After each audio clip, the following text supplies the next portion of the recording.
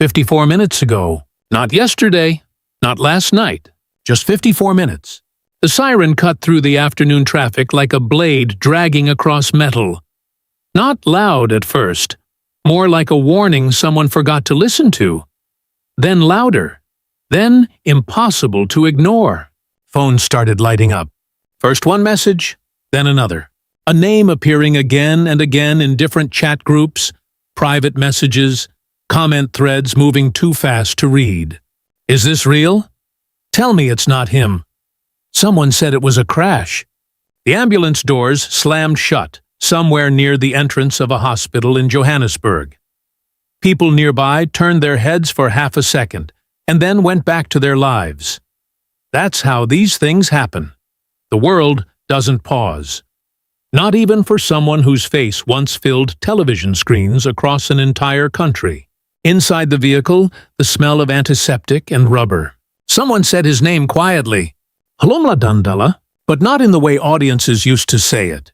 Not with admiration, not with the easy familiarity of a beloved actor. This time, the name sounded fragile, like glass that had already cracked. No official statement yet. Not from family, not from management. The internet, however, had already begun constructing its own version of events. A collision, a serious one. Metal twisted. A windshield shattered into thousands of small stars. Someone claimed it happened on a road that Hlomla had driven 100 times before. A road so ordinary, no one would ever imagine it becoming the dividing line between before and after. 54 minutes. That number keeps repeating like a clock that refuses to move forward. In the emergency room corridor, the lights are painfully white. Too bright. The kind of brightness that removes every shadow from a person's face, leaving only exhaustion and worry. A nurse rushes past, another voice calling for equipment. A stretcher wheel squeaks briefly on the polished floor. Somewhere outside, a small group of people has already gathered. Not fans exactly. Not yet.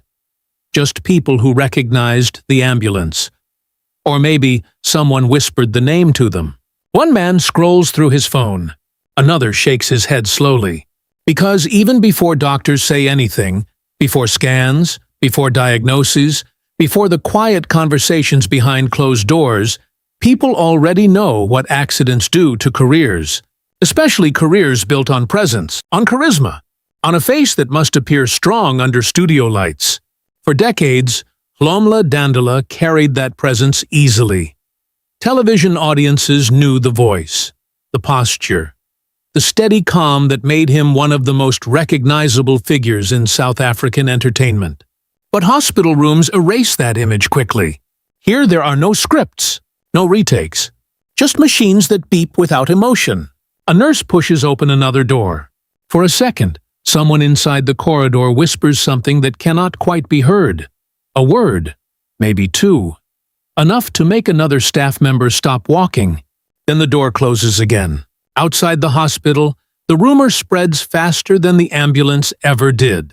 On X, on Facebook, on WhatsApp voice notes that begin with, "I just heard something shocking." Every version slightly different. Some say he was conscious. Some say he wasn't. Someone insists the injuries are serious. Another claims the accident looked terrible. And suddenly the conversation shifts. Not about the crash, about the future. Because people in the entertainment industry understand something cruel that the public rarely says out loud. An accident doesn't only break bones. Sometimes it fractures momentum. A project that was supposed to begin filming next month. A contract still waiting to be signed. Meetings postponed. Directors reconsidering schedules. Producers whispering the same question in different offices. What happens now? 54 minutes. The number continues to echo through the silence of a hospital hallway where someone, maybe a manager, maybe a family member, has just arrived, breathing quickly, trying to get answers from a receptionist who doesn't yet have any. The sliding doors open, close, open again, and somewhere deeper inside the building, beyond the reach of the waiting crowd and the relentless speculation online, a doctor is still speaking in a low voice. The sirens are gone now. What remains is something stranger. Silence. Not the calm kind, the kind that sits comfortably in a quiet room, but the uneasy silence that spreads when everyone is waiting for someone else to speak first.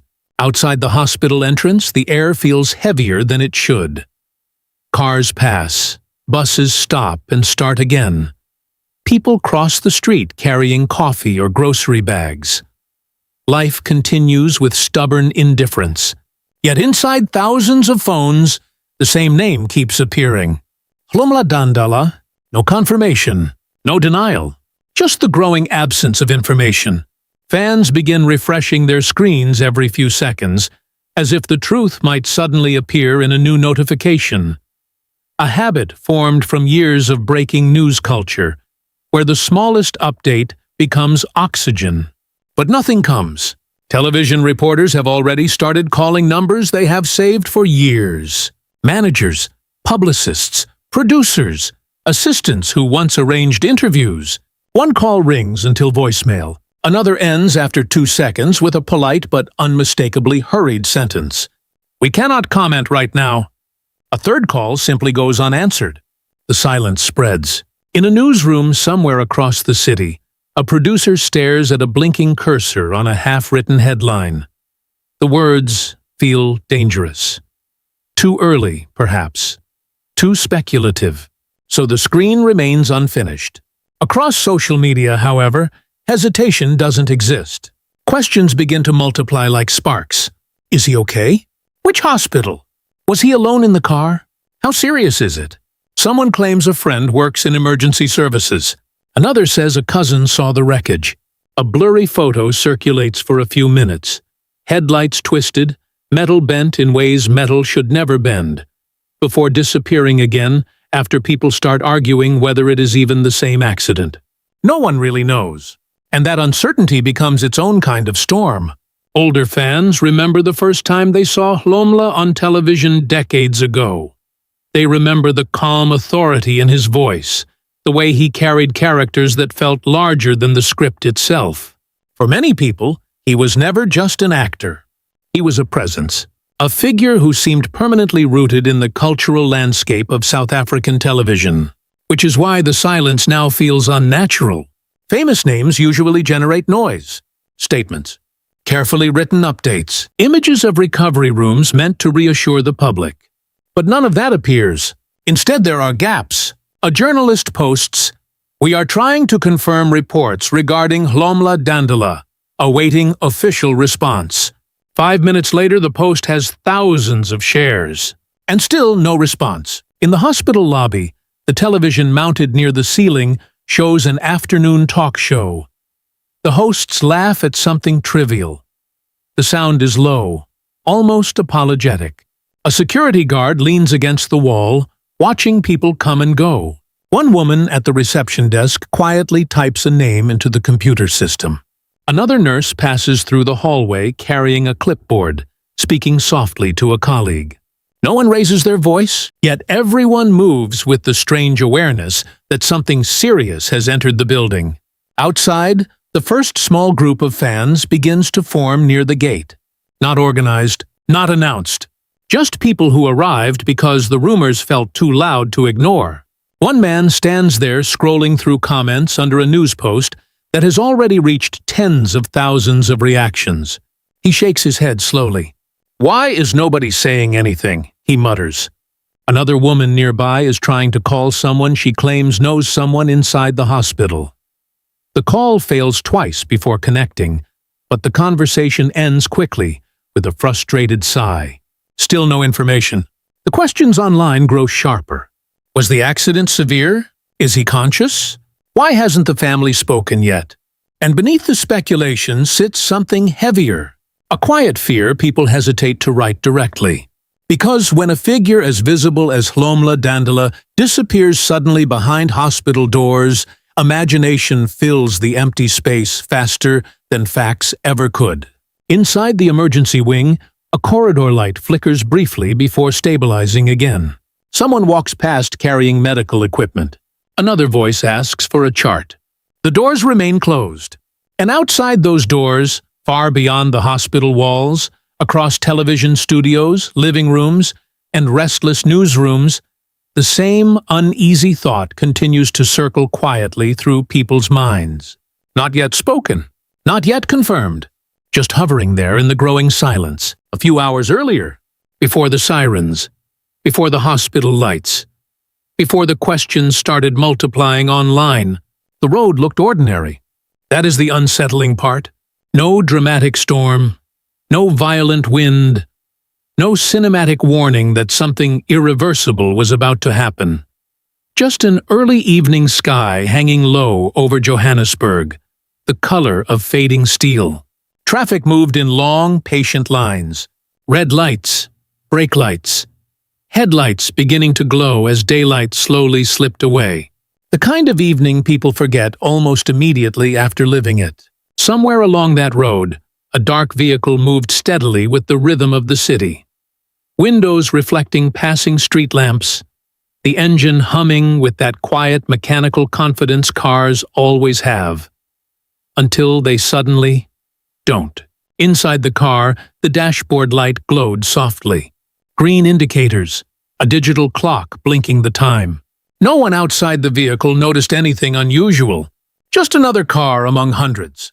The road curved slightly ahead, passing rows of buildings that looked identical in the dimming light. A billboard flickered overhead, advertising a new television series, faces smiling confidently down at drivers who barely looked up. The air felt strangely still. No rain, no thunder, but the pavement carried that faint sheen that appears after a day of heat, when dust and humidity settle together into something almost invisible. A motorbike passed briefly on the left. A bus rumbled slowly ahead. And then something shifted. Not dramatically, not loudly, just a small, unpredictable moment. The kind drivers face thousands of times without consequence. A sudden movement. A brake pressed harder than expected. A vehicle ahead hesitating for half a second too long. No one watching from the sidewalk would have understood how quickly the situation changed. One moment the road moved normally. The next, a violent metallic crack tore through the evening air. The sound did not echo like in films. It was sharper, brutal, immediate. Two headlights swung wildly across the asphalt as metal collided with something that refused to move. Glass shattered, tiny fragments exploding outward like glitter thrown violently into the night. A nearby driver slammed on the brakes. Another car swerved instinctively, tires screaming briefly against the road surface. For a second everything froze, the way traffic sometimes does after something too sudden to process. Then voices. Someone stepping out of a vehicle. Another person shouting, "Call emergency services." The front of the car had folded inward in a way that metal should never fold. The hood twisted upward. One headlight flickered weakly before dying completely. Steam began rising from the engine. Not thick smoke, just thin, ghost-like vapor curling into the evening air. A man standing nearby pulled his phone from his pocket, hands shaking slightly as he tried to unlock the screen. Another driver approached cautiously, peering through the broken windshield. Inside the vehicle, the interior looked strangely quiet. The radio still played faintly. Some late-afternoon talk show continuing its conversation as if nothing had changed. A few seconds passed. Then someone recognized the face behind the fractured glass. At first, they didn't say the name out loud. They just stared longer than usual. Then the realization moved through the small crowd like a current. "Wait, isn't that—" Another person leaned closer. Streetlights flickered fully on above the road now, casting pale yellow circles across the damaged vehicles. The city kept moving in the distance, but around the crash site, a strange stillness settled. Phones began recording. Someone stepped back in disbelief. A woman covered her mouth quietly. And within minutes, long before the ambulance sirens ever appeared on the horizon, the first message had already been sent. A simple line typed quickly with trembling fingers. "I think Hlomla Dandala has just been in a terrible accident." That message traveled faster than the flashing emergency lights that would soon arrive. Faster than the police cars. Faster than the stretcher being lifted from the ambulance.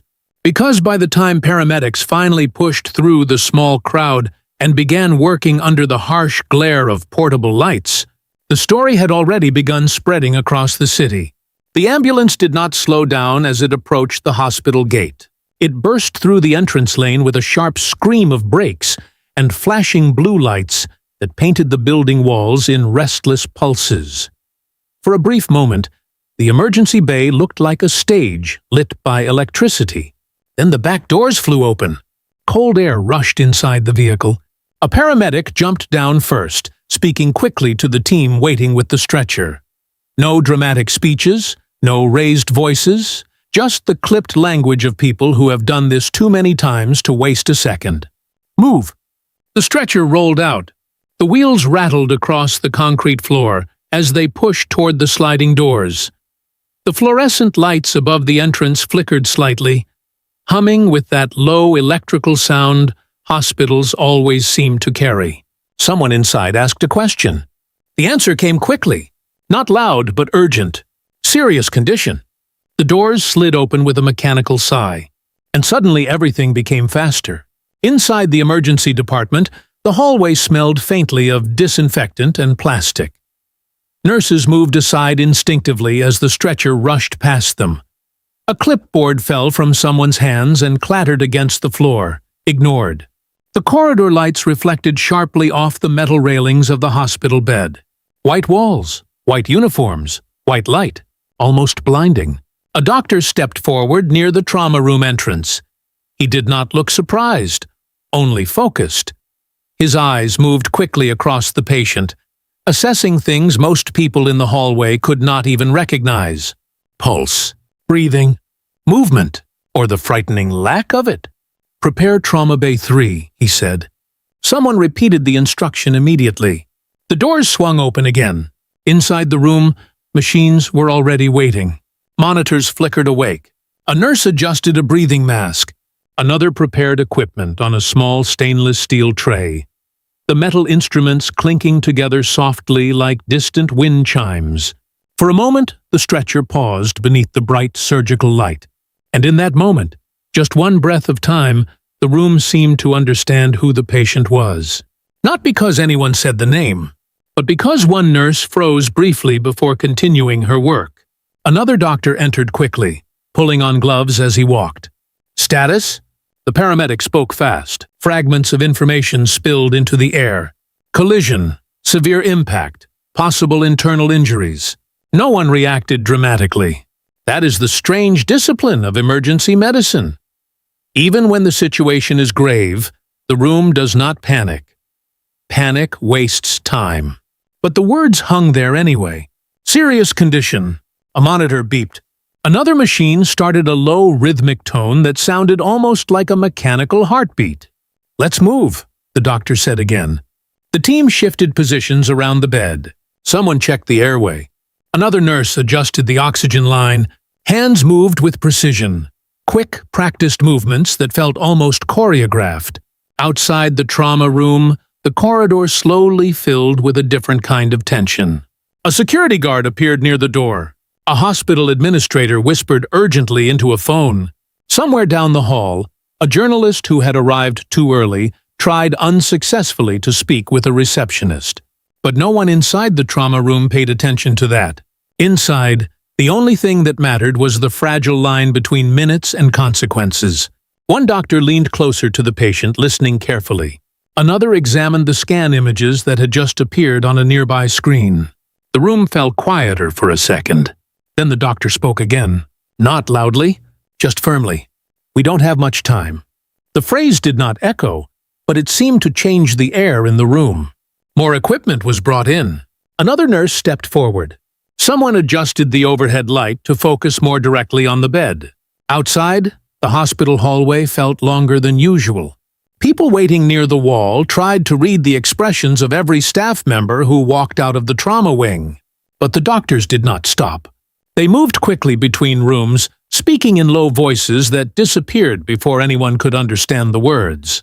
All that the waiting crowd managed to catch, one sentence whispered between two staff members passing near the doorway, was something that made the atmosphere even heavier.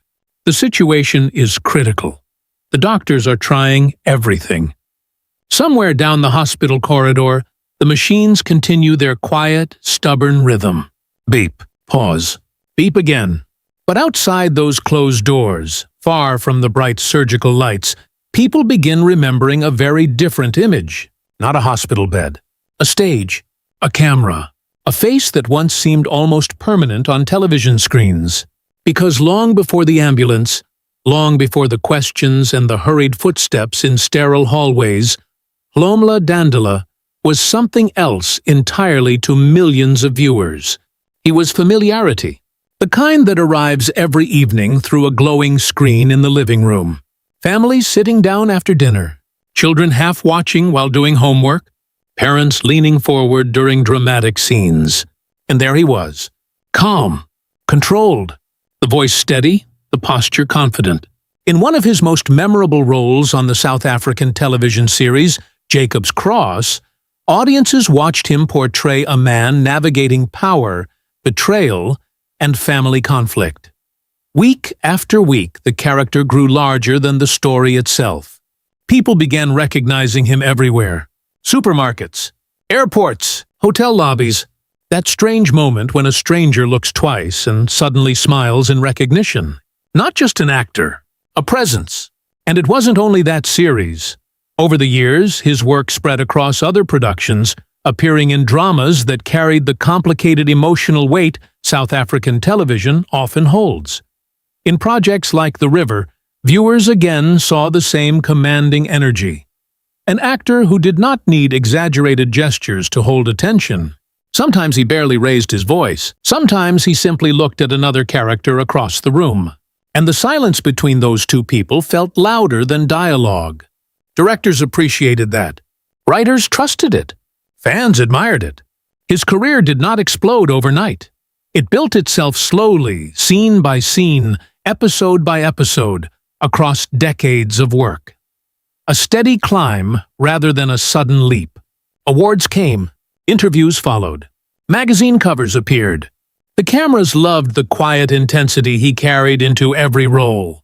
And there were moments, award ceremonies, premieres, red carpets, when the flash of photographers' lights reflected across polished floors, while reporters asked the same familiar questions. What's next for you? Which role has meant the most? How does it feel to inspire so many viewers? He answered carefully, never rushing, never chasing attention. Colleagues often described him as calm, even when the industry around him moved quickly and unpredictably. But that was the version the public knew. The version shaped by lighting crews, scripts, rehearsals, and the careful framing of a camera lens. Because television builds its own mythology around people. A mythology where actors appear timeless. Where strength seems permanent. Where audiences begin to believe the person they see on screen cannot be touched by ordinary fragility. Yet the distance between a film set and a hospital corridor is smaller than anyone imagines. Just hours earlier, that same man, whose face once filled giant screens during dramatic climaxes, had been sitting inside a car like any other driver on a Johannesburg road. No studio lights, no script, no retakes. Now, somewhere inside the trauma ward, doctors continue moving quietly around a bed, where the actor who once commanded entire television audiences lies beneath harsh white light. The contrast is almost unsettling. From applause to silence. From red carpets to polished hospital floors.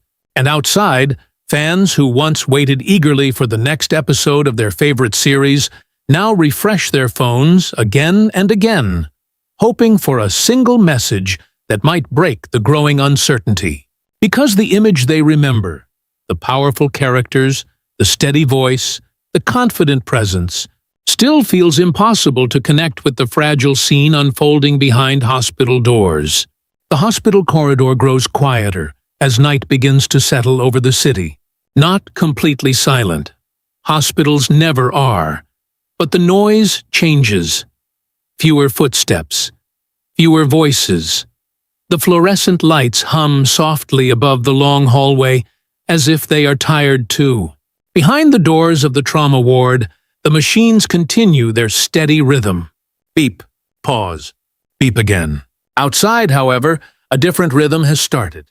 Speculation, whispers, fear. It spreads slowly at first, like a rumor people hesitate to say aloud.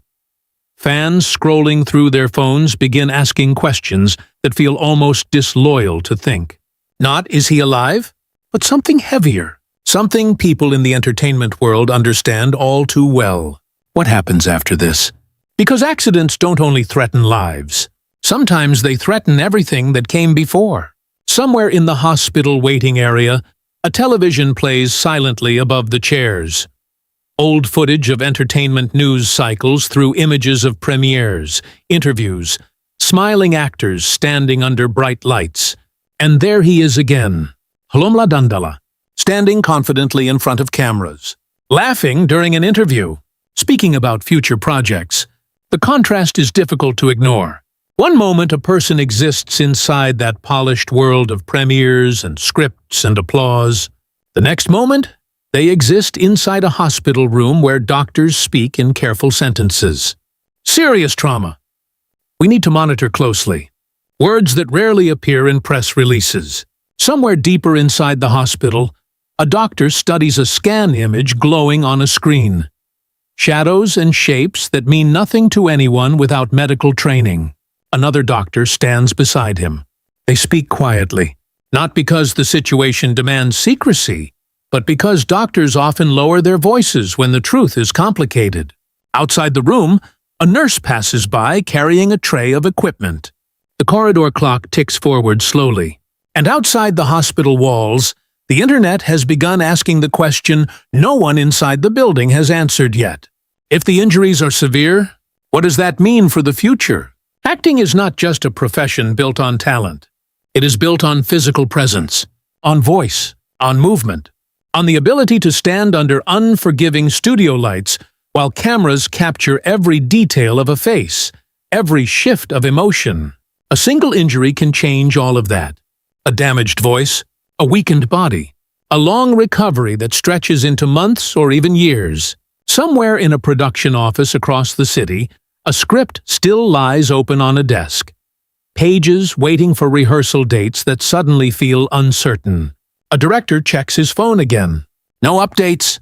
Another producer sits in front of a laptop, staring at a calendar filled with filming schedules. Those dates now feel fragile. Projects that once seemed inevitable now hang quietly in suspension. Because the entertainment industry has a memory both long and brutally short. It remembers success, but it also moves quickly when uncertainty appears. That is the unspoken fear hovering around this accident. Not only the question of health, but the question of return. Can the body recover enough? Can the voice still carry the same weight? Can the camera still find the same presence audiences once recognized instantly? Fans scrolling through social media begin writing messages that mix hope with worry. Please be strong. South Africa needs you back. Praying for a miracle. But between those messages, another sentence appears again and again. Short. Uncomfortable? Difficult to ignore. Will he ever act again? Inside the hospital, the doctors continue their work without thinking about scripts or television audiences. Their focus remains simple. Stabilize. Treat. Watch. Wait. Yet beyond those walls, the question continues drifting through living rooms, newsrooms, and restless online conversations. The same thought returning quietly to people who once watched him command entire scenes with a single line of dialogue. If the injuries are worse than anyone expects, if recovery takes longer than the industry is willing to wait, if the body that once carried such commanding presence can no longer stand under those bright studio lights again, then another possibility begins to form. A possibility no one wants to say directly, but one that now hangs in the air like a shadow behind every conversation about the accident. Could this moment be the beginning of the end of Hlomla Dandala's career? The night grows deeper. Outside the hospital gates, the small group of people who arrived earlier has quietly become a crowd. No one organized it. No one announced it. Yet somehow word keeps spreading, and with every passing hour more people appear. Some carrying phones, some carrying flowers, others simply standing there with folded arms, staring toward the emergency entrance, as if the building itself might suddenly reveal something. A woman whispers to the man beside her. "Any news?" He shakes his head slowly without even looking up from his phone. None. Across the city, and far beyond it, the same anxious waiting spreads through thousands of homes. Television sets glow softly in living rooms. Laptop screens remain open long after people have finished their evening routines. And everywhere the same name keeps appearing again. Hlomla Dandala, social media, once chaotic with speculation, now begins filling with something else. Concern. Messages appear one after another, moving through timelines like small candles in a dark room. Please stay strong, legend. South Africa is praying for you. We grew up watching you. Come back to us. Some posts include photographs from earlier years, still frames from old television episodes, screenshots from interviews, red carpet moments captured under bright flashes. One image shows him smiling broadly during a television awards ceremony. Another shows him standing beside fellow actors during a press conference, confident and relaxed. People repost these images as if trying to hold on to a version of him that feels stable and untouched by the events of the evening. Somewhere online, a fan page shares a short clip from an old scene. His voice, steady, unmistakable, echoes through the video for 20 seconds before fading out again. Underneath it, thousands of comments begin appearing. Hearts, prayer emojis, short messages in multiple languages. We believe in you. God protect him. Meanwhile, the news media moves carefully, circling the story like cautious observers. Journalists refresh their email inboxes. Producers whisper in newsroom corridors. Headlines begin appearing, but each one carries the same careful tone. No confirmations, no dramatic conclusions, just cautious wording. Reports of serious accident involving actor. Hospital sources say condition remains under observation. Television anchors read these updates slowly, choosing every word with precision, aware that one mistake could ripple across the country within minutes. But the most powerful reactions do not come from the media. They come from the people who know the industry from inside. Actors, directors, writers who have shared studio corridors and film sets with him for years. One well-known television producer posts a message late at night. "Praying for you tonight, my brother. Your strength has inspired generations." Another actor writes something shorter. Just one sentence. "The stage is not ready to lose you." The message spreads quickly. Screenshots appear across multiple platforms, each accompanied by waves of responses from fans who repeat the same words again and again. Somewhere else, a veteran actress uploads an old photograph of the two of them standing backstage during a production many years ago.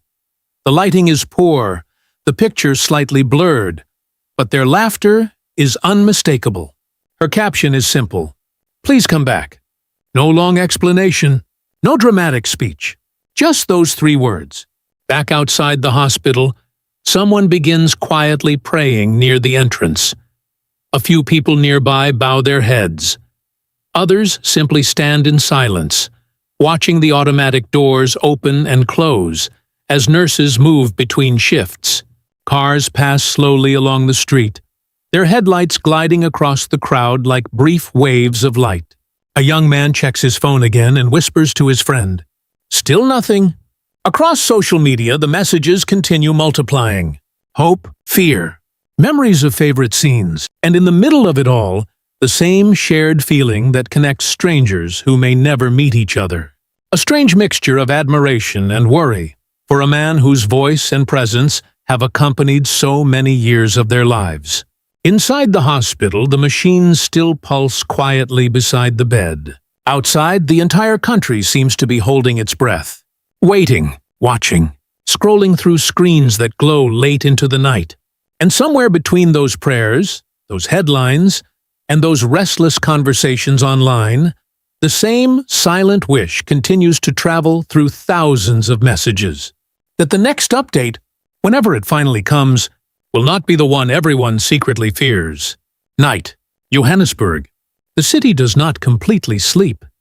It never does. Cars still move slowly along distant roads, headlights sliding across wet asphalt like thin blades of light. Somewhere a taxi driver turns up the radio. Somewhere else a late train passes through the dark with a long metallic sigh. But near the hospital, the air feels strangely still. The emergency entrance glows under harsh white lamps. Shadows stretch across the pavement where people have been standing for hours, though many of them no longer speak. The early anxiety has softened into quiet waiting. A man leans against the metal fence, scrolling through his phone again. Refresh. Nothing new. A woman nearby holds a small bouquet of flowers she bought from a street vendor earlier in the evening. She hasn't placed them anywhere yet. She just holds them gently, like something fragile that might fall apart if she lets go. Behind the glass doors of the hospital, movement continues. A nurse walks past. Another pushes a trolley of equipment down the corridor. The doors open briefly, letting a square of bright hospital lights spill onto the dark pavement outside before closing again. No announcement follows. Across the city, apartment windows glow faintly in tall buildings where people are still awake. Some sit quietly in front of televisions, showing late-night news updates. Others lie in bed with their phones held close to their faces, thumbs hovering over screens. Notifications appear, then disappear. Every few minutes, someone posts the same question again. Any update? Has the hospital said anything? Is he stable? The posts spread quickly, but answers remain rare. Inside the hospital, somewhere beyond the long hallway and the guarded doors of the trauma wing, machines continue working with the stubborn patience of technology. Beep! A pause. Then the sound again. A monitor flickers softly in the dim room. Medical equipment casts thin shadows across the wall as nurses move carefully between machines. A doctor steps inside for a moment, studying a screen filled with quiet lines of data. No cameras. No microphones. No reporters asking questions. Just the quiet concentration of people trying to hold something steady. Outside, the small crowd near the gate has thinned slightly. Some people have gone home. Others remain, sitting on the low concrete wall or standing near parked cars, speaking in low voices that drift into the cool night air. A young woman opens an old video clip on her phone. For a moment, the sound of Hlomla Dandala speaking in one of his famous scenes fills the small space between her and the friend beside her. His voice sounds strong, confident, completely untouched by hospital corridors or ambulance sirens. They watch the clip for a few seconds. Then she closes the video again. Across social media, thousands of similar moments unfold. Old scenes replayed, old interviews shared. Fragments of a long career drifting through digital timelines while people wait for a single line of real news. The night grows deeper. Johannesburg's skyline glows faintly against the clouds. Traffic becomes lighter. The hum of the city lowers to something softer, like a distant tide. Inside the hospital, a clock on the wall moves slowly past midnight. A nurse adjusts a blanket. Another checks a monitor. The hallway outside remains quiet except for the occasional footsteps of someone walking past. Beyond the hospital gates, a phone vibrates softly in someone's pocket. Another screen lights up. Another message appears. And somewhere between the glowing hospital lights, the restless screens across the city, and the quiet machines inside that room, one question continues to hover in the dark, still unanswered.